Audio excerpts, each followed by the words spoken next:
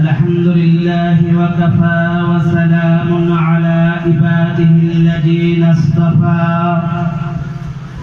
اما بعد فیا ایها الحاضرون رحمنا ورحمكم الله ان الله وملائكته يصلون على النبي يا أيها الذين آمنوا صلوا عليه وسلموا تسليما اللهم صل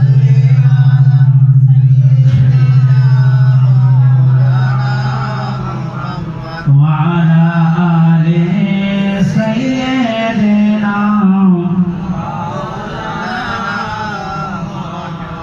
محمد بشر لا كالبشر هو يعقوت والناس كالحجر بلغ العلا بكماله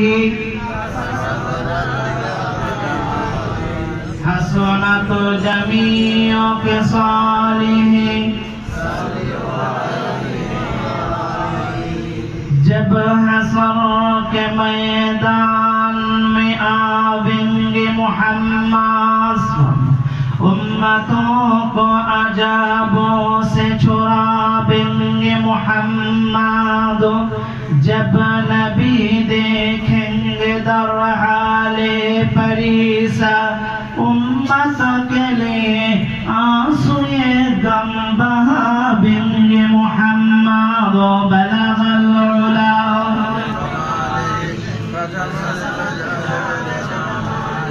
حسنت جميع خصاله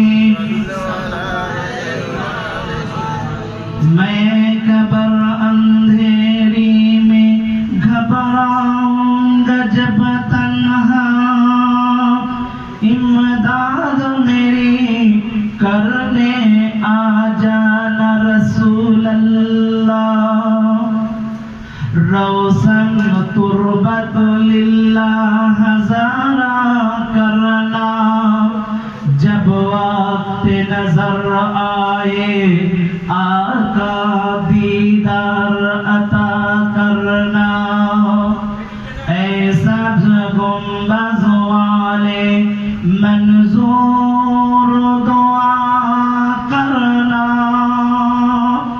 मुजरिम हो जमाने का महशर में भरम रखना रुसवाए जमाना हूँ कमली में छुपा लेना रुसवाए जमाना हूँ दोजख से बचा लेना अल्लाहुम्मा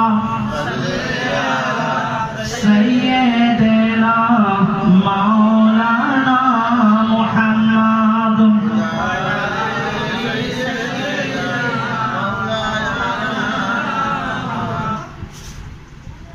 वाजिबुल इहतराम श्रद्धेय सम्मानित আমার বড় চাচা জান হুজুর কিবলা আমার আব্বা জান এবং আমার সমস্ত চাচা জানেরা সম্মানিত ফুফা জানেরা এবং আমাদের অন্যান্য আত্মীয় স্বজনেরা সামনে উপবিষ্ট আল্লাহ ওয়ালা দিনদার পরেজগার মুত্তাকি হাজি হুজ্জাজ আলিম আবেদ জাহিদ আল্লাহ ওয়ালা বান্দারা পর্দা নসিনা আমার আম্মা জান ও স্নেহের বোনেরা এবং আমার সমবয়স্ক জওয়ান যুবক বন্ধুরা এবং আমার কলিজার টুকরা স্নেহের কচি কাঁচা বান্দারা মহান রব্বুল আলামিনের কাছে দরবারে আলী শানে শুকরিয়া জানাচ্ছি দীর্ঘ ৪৭ বছরের এই মিলাদুন নবীর মজলিস আল্লাহ আমাদেরকে আঞ্জাম দেবার মতো তৌফিক দিয়েছেন ছোট্ট ছোট্ট করে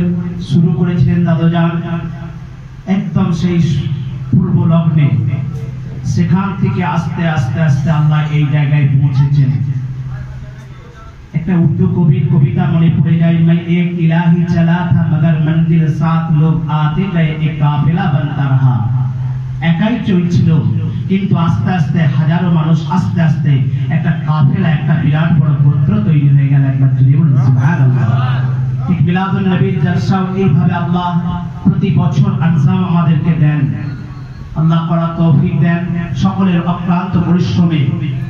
এবছরও, গত বছর আপনারা প্রত্যেকেই জানেন, বুলবুল ঝড় প্রচন্ড ভাবে আক্রান্ত করেছিল আমাদেরকে, যার জন্য অনেকেই আসবার চেষ্টা করেছিলেন, অনেকে আসতেও চেয়েছিলেন, ফোন করেছিলেন, কিন্তু আসার মতো তৌফিক হয়নি। ওয়াজ নসিহত খুব অল্পভাবেই সেখানে শেষ হয়েছিল। এবছরও এমন একটা দুর্যোগপূর্ণ আবহাওয়া চলছে, এমন একটা দুর্যোগ চলছে গোটা বিশ্বব্যাপী, গোটা পৃথিবীর প্রত্যেকটা বড় বড় রাষ্ট্র প্রধানরা ভয় অবাক। যাদের কাছে বড় বড় যুদ্ধ বিমান আছে, যাদের কাছে বড় বড় অস্ত্র আছে, সব চুপ করে আছে। কোনো যুদ্ধ বিমান দিয়ে, কোনো অস্ত্র দিয়ে কিচ্ছু কাজ হয়নি। একটাই ফাইন্নাহু লা ইউরা বিল আইন, এমনকি খালি চোখেও দেখা যায় না এমন একটা ভাইরাস, করোনা ভাইরাস, যার জন্য গোটা বিশ্ব আজকে কাঁপছে। গোটা বিশ্ব অর্থনীতি চতুর্দিক থেকে ভেঙে পড়েছে, চতুর্দিক থেকে। আজকে সকলেই আমরা জানি, আমরা ওয়াজের মজলিস এখানে কায়েম করেছি। পশ্চিমবঙ্গে কয়েক হাজার কন্টেইনমেন্ট জোন হয়েছে, যেখানে লকডাউন রয়েছে সম্পূর্ণভাবে। এই জায়গাটা অবশ্য লকডাউনের অন্তর্গত নয়, তবে সরকারের নিয়মকে সম্পূর্ণ আমরা মেনে সোশ্যাল ডিস্টেন্স ঠিক নয়, বডি ডিস্টেন্স, সামাজিক দূরত্ব নয়, সামাজিকভাবে সবাই আমরা এক থাকবো। একবার জোরে বলুন সুবহানাল্লাহ। শারীরিক একটু দূরত্ব, কারণ এই ভাইরাসের এমন কি সংক্রমণ আমরা প্রত্যেকেই জানি, 6 ফুট পর্যন্ত এই ভাইরাস বিনা কারণে গিয়ে বাসা বাঁধতে পারে। তো যাই হোক, সোশ্যাল ডিস্টেন্সের সঙ্গে সঙ্গে মাস্ক আমরা সকলেই ব্যবহার করছি। এখান থেকে প্রত্যেকেই মাস্ক একটু নিয়ে নেবেন। ধারাবাহিকভাবে ওয়াজ নসিহত এখানে নয়, আপনারা জানেন দোয়ার মজলিস সুদূর ফুরফুরা শরীফ থেকে আওলাদে মুজাদ্দিদে জামানরা তারা সঠিক সময়ে এখানে তাশরীফ আনবেন, এবং আমাদের সেই দাদুজানের পূর্ব লগ্ন থেকে সুদূর আমতলা 24 পরগনা থেকে জনাব হযরত আলহাজ আব্দুর রফিক সাহেব তিনিও আসেন। তার সুমধুর সুললিত কণ্ঠে আমরা ওয়াজ নসিহত শুনি। তারা আসবেন যথাসময়ে। আপনারা ওখানে একটু নাস্তার ব্যবস্থাও রীতিমতো 2-1 করে উঠে মজলিসের আদব রক্ষা করে ওখানে একটু নাস্তার ব্যবস্থা আপনাদের করা হয়েছে, আপনারা যাবেন। তবে আমি গুনাহগার খিদমতে এসেছি কিছু কথাবার্তা বলবো বলে, অল্প কিছু সময়ের মধ্যে। আজকে প্রত্যেকেই জানেন, আজকে যে নবীর আমরা জন্ম দিবস পালন করছি, সেই নবীকে আল্লাহর রাহমাতুল লিল আলামিন করেছিলেন। একবার জোরে বলুন সুবহানাল্লাহ। সেই নবী আসবেন, নবী আমার আসবেন, তার জন্য আল্লাহ গোটা আসমান জমিনকে, গোটা পৃথিবীকে একটু সাজিয়ে নিচ্ছেন। দেখবেন যখন কোনো জায়গায় কোনো বড় মন্ত্রী বা এমএলএ বা কোনো কেউ বড় ব্যক্তি আসে, সেখানে রাস্তাঘাট একটু ভাঙা ফুটো বা একটু খারাপ থাকলেও সেই রাস্তাগুলোকে একটু সারিয়ে নেওয়া হয়। অভ্যর্থনার জন্য চতুর্দিকে লোক দাঁড়িয়ে যায়, ফুল দিয়ে, পুষ্পস্তবক দিয়ে তাদেরকে অভ্যর্থনা করে। আমার নবী পাক দুনিয়ার বুকে আসবেন, আল্লাহ একটু জমিন আর আসমানকে একটু সাজিয়ে নিচ্ছেন। কিভাবে? একটু আপনারা চলে যান সিরাতুন নবীর কিতাবে। আল্লাহ রাসূলুল্লাহর হাবিব আসার আগে, রাসূল পাক সাল্লাল্লাহু আলাইহি ওয়াসাল্লাম আসেননি, অন্তত কয়েক বছর আগে আল্লাহ রাসূলুল্লাহর হাবিবের দাদাজান আব্দুল মুতালিব এই ঘটনাটা তিনি বর্ণনা করেন।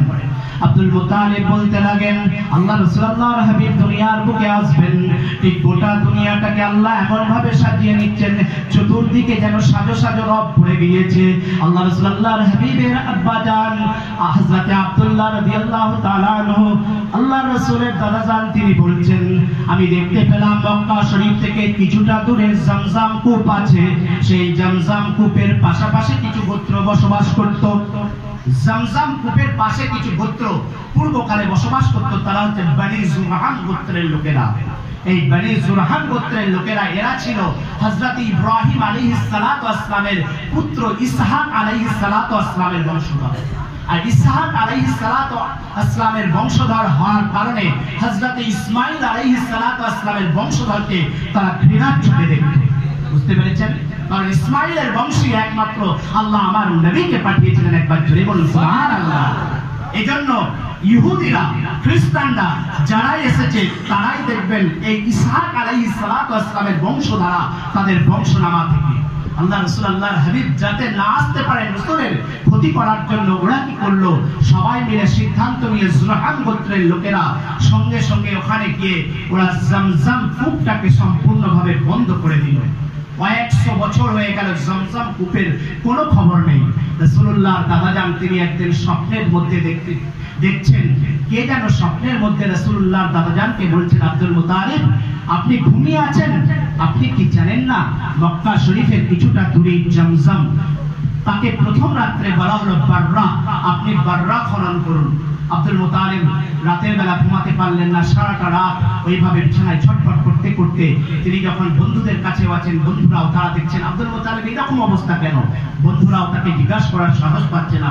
ঠিক দ্বিতীয় রাত্রে তিনি আবার স্বপ্ন দেখলেন, কে যেন বলছেন তাকে, আব্দুল মুতালিব আপনি ঘুমিয়ে আছেন, মক্কা শরীফে কাবা শরীফের পাশে একটা জায়গা আছে যেখানে আপনি মাদলুনা বলে একটা কূপ আছে, সেটা খনন করুন।